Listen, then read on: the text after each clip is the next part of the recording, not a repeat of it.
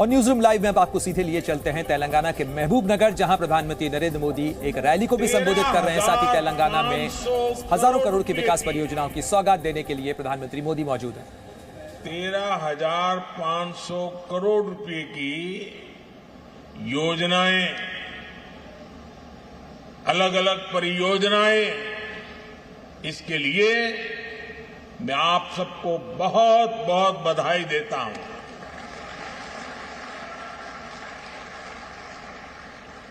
ना कुटुंब सभ्युल्लारा,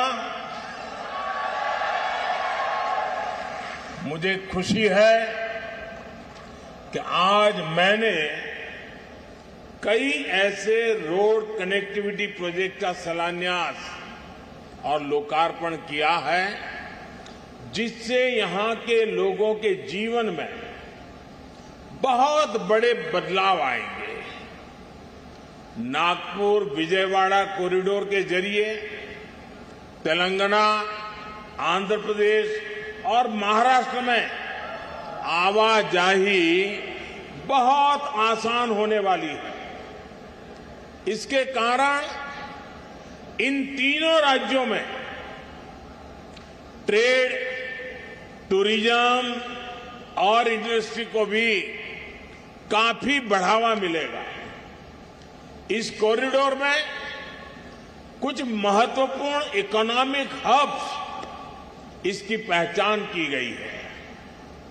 इसमें 8 special economic zone, 5 mega food park, 4 fishing seafood cluster, 3 pharma and medical clusters और 1 textile cluster भी होगा। इसके कारण हनमकोंडा, वारंगल, महबूबाबाद और खम्मम जिलों के युवाओं के लिए रोजगार के अनेक अवसर खुलने वाले हैं। इन जिलों के किसानों की फसलों में भी फूड प्रोसेसिंग के कारण वैल्यू एडिशन हो पाएगा। ना कुटुंब सभ्युलारा,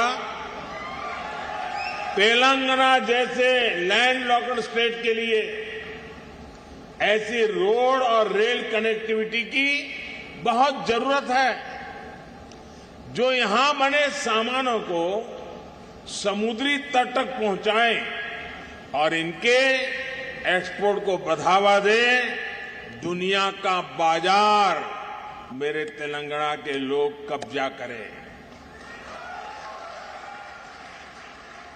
इसी कारण देश के कई प्रमुख इकोनॉमिक कॉरिडोर तेलंगाना से होकर के गुजर रहे हैं। ये सभी राज्यों को ईस्ट और वेस्ट कोस्ट से जोड़ने का माध्यम बनेंगे। हैदराबाद विशाखापट्टनम कॉरिडोर का सूर्यपेट खम्मम सेक्शन भी इसमें बहुत मदद करने वाला है। इसके कारण ईस्ट कोस्ट तक पहुंचने में मदद मिलेगी, साथ ही इंडस्ट्रीज और बिजनेस के लॉजिस्टिक कॉस्ट में बहुत कमी आएगी। जकलेर और कृष्णा सेक्शन के बीच बन रही रेलवे लाइन भी यहां के लोगों के लिए काफी महत्वपूर्ण होगी। ना कुटुंब सभ्युलारा, भारत टर्मरिक का, हल्दी का प्रमुख उत्पादक, उपभोक्ता और निर्यातक देश है।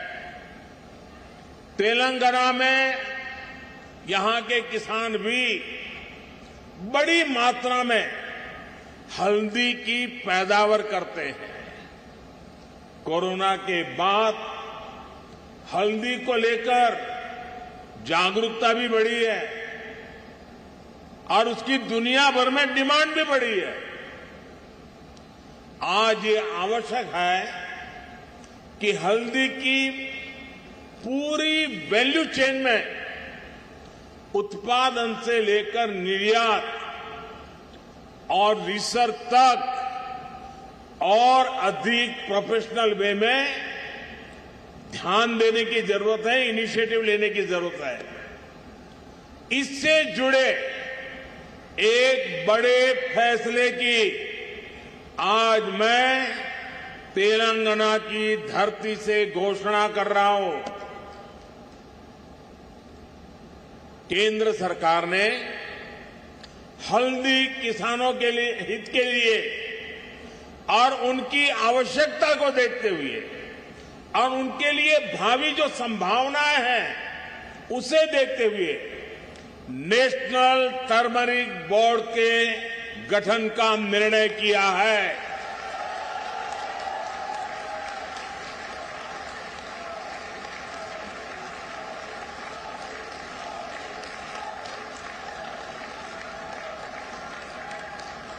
National turmeric board supply chain में वैल्यू एडिशन से लेकर इंफ्रास्ट्रक्चर के कार्यों तक किसानों की मदद करेगा। मैं तेलंगाना और देश के सभी हल्दी पैदा करने वाले किसानों को नेशनल टर्मरिक बोर्ड की उसके गठन के लिए बहुत बहुत बधाई देता हूं।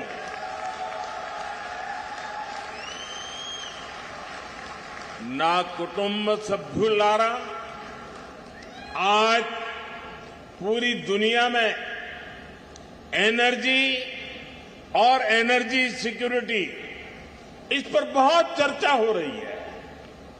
भारत ने न सिर्फ अपने उद्योगों बल्कि घरेलू लोगों के लिए भी एनर्जी इंश्योर की है। देश में एलपीजी कनेक्शन की जो संख्या 2014 में 14 करोड़ के आसपास थी, वो 2023 में 32 करोड़ से ज्यादा हो गई है। हाल ही में हमने गैस सिलेंडरों की कीमतों में भी कमी की है।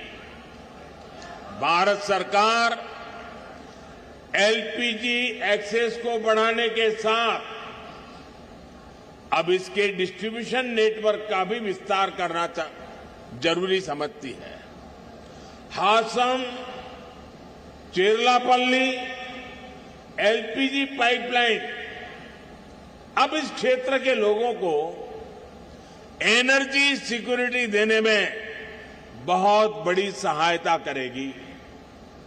यहां पर कृष्णापट्टनम से हैदराबाद के बीच मल्टी प्रोडक्ट पाइपलाइन का भी शिलान्यास हुआ है। इसके कारण तेलंगाना के विभिन्न जिलों में हजारों डायरेक्ट और इनडायरेक्ट जॉब भी बनेंगे। ना कुटुंब सभ्युल्लारा, मैंने आज हैदराबाद केंद्रीय विश्वविद्यालय में विभिन्न भवनों का उद्घाटन किया। हैदराबाद विश्वविद्यालय को भाजपा सरकार ने इंस्टीट्यूशन ऑफ एमिनेंस का दर्जा दिया है और विशेष फंड उपलब्ध कराया है। आज मैं आपके बीच एक और बड़ी घोषणा करने जा रहा हूं। तो आप सुन रहे थे प्रधानमंत्री नरेंद्र मोदी को, जो तेलंगाना के महबूब नगर से कई बड़ी विकास परियोजनाओं की शुरुआत कर रहे थे।